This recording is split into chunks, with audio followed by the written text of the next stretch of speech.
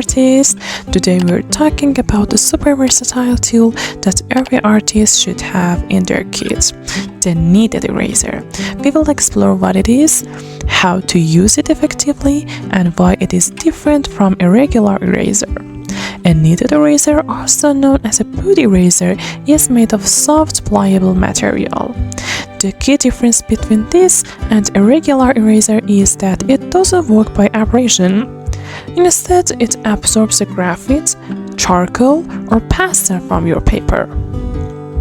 Let's see it in action. First, always knead your eraser before use.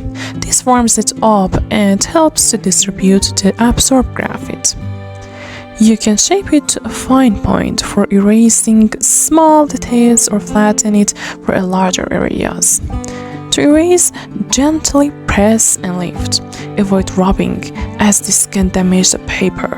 One of the great things about this eraser is that it is amazing to create highlights.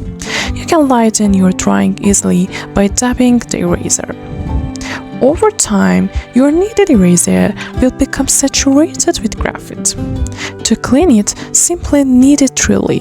The graphite will be absorbed into the eraser, revealing a clean surface.